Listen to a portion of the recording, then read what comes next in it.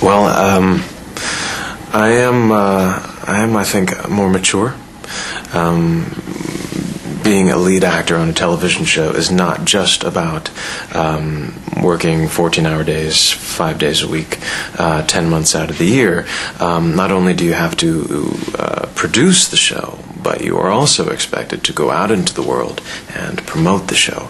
I am one of the faces of Prison Break, and that means that I've had to learn a lot of lessons very quickly about being a diplomat, a politician, and an ambassador. And that has meant I've learned a lot about what it is to be a leader, to assume a greater degree of responsibility, because I do feel responsible for the 100 to 200 people who put together the show week in and week out. I feel as though I am their representative every time I go out into the world and meet fans or talk to the press. And it's made me feel, at the end of this experience, 4 years after we started, more mature as an artist, an actor, and as a man. There was really no time. I got the script on a Friday. I had my audition the following Monday. The callback that Tuesday, had the part Tuesday night, and then we started shooting the following week. It all happened very quickly, which I'm grateful for, because it didn't give me time to be nervous. And I also feel as though it served my character in a very strange way, because suddenly I was thrown into this very alien universe. Suddenly I was moved from LA to Chicago and filming in a real prison. And that kind of suddenly everything is upside down is very much my character's experience in that pilot episode. So I feel as though my trying to find my feet in a very new environment served my character's journey quite appropriately. It did. My perception didn't change of the character so much, but of what it is to be a prisoner, what it is to be an inmate. One of the interesting things about shooting at Joliet State Pen, which was this very real facility where we were shooting the show first year, was that we always had 100 to 150 extras in every single scene. And a lot of those individuals were former inmates at Joliet State Pen. For whatever reason, they'd come back to be a part of this experience. And I had a conversation with several of them. And what became clear to me was that they had come back to put some kind of positive closure on what had been an incredibly dark experience, because now, working on the show, unlike when they were incarcerated, they could leave at the end of the day. They had the choice to go when they wanted to, and for a lot of them, that made all the difference. And it meant something to them to be a part of something that was meant to be positive and creative, something that was happening in the exact same spot where they had so many darker and more complicated, even painful memories. Where to begin? That's a great question. I think Michael is a man who would sacrifice everything for those that he loves. I think that's what defines him. Michael's not about selfishness, self-centeredness. Michael is about self-sacrifice.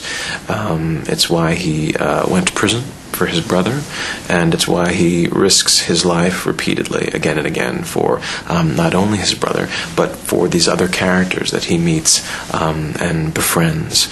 And I think that's one of the things that takes Michael by surprise during this journey, especially first season. I think he went into it with the sole objective of saving his brother, and that everyone else was there to be used and manipulated and moved around like pawns. But inevitably, he developed a relationship with Dr. Sarah. He developed a relationship with Sucre and with the warden and with Westmoreland. And these characters meant something to him and became people that he would fight for and potentially die for. And the ironic thing is that I believe prior to getting thrown into Fox River State Pen to save his brother. Michael probably had very few friends, and in some ways was perhaps a little bit dead on the inside. But it's only in this extreme and extremely dangerous situation that he develops these deeper bonds with people, finds himself a real part of a fabric or a community, and is more alive in the face of death than he's ever been before. We do like practical jokes. We do like to keep things light on the set. First season in particular, there was a hole that the inmates were digging in one of the rec rooms for the correctional officers. And every time a correctional officer came in or near, we had to cover the hole with a table. And I can remember there was one take that Dominic decided to smear peanut butter underneath the sides of the table. So when we had to rush to move it over the hole, suddenly everyone was left with peanut butter on their hands. And it's a stupid thing, a silly thing, but it made us laugh, and that's what's important about keeping a sense of humor on a show like Prison Break, because it's so dark, because it's so intense, so serious. If you don't have that laughter to balance things, to lighten that load, it can feel like very dark work. Season 4 is different thematically than everything that's come before, because it's about standing and fighting. It's about taking on the company, as opposed to running and fleeing and hiding, breaking out of a new prison. It's also about these characters confronting who they've become in the course of this journey. Michael in particular, he's not the man he was when he started out. I think in the beginning he was a good man on a heroic journey, and it was all about saving his brother. Now he's committed so many crimes that it's become difficult, if not impossible, to tell him apart from someone like Sucre or Bellic or Teabag, people who have a lot of dirt and filth on their hands, kind of black with their sins, and Michael has to figure out a way to redeem himself, figure out if redemption is even possible, and sometimes I wonder how it will end for Michael, and sometimes it seems like the only realistic and appropriate ending is that Michael makes the ultimate sacrifice. Maybe that's the only way to sort of balance the scales. It doesn't make for the happiest ending, certainly, but it might be the appropriate one. We'll have to see. Hi, I'm Wentworth Miller. I play Michael Schofield on Prison Break. Thank you all for watching the first 3 seasons. Season 4 is on its way, and we have an amazing amount of chills and thrills and spills in store for you. And on behalf of the cast and crew of Prison Break, I'd just like to say thank you for all of your love and support.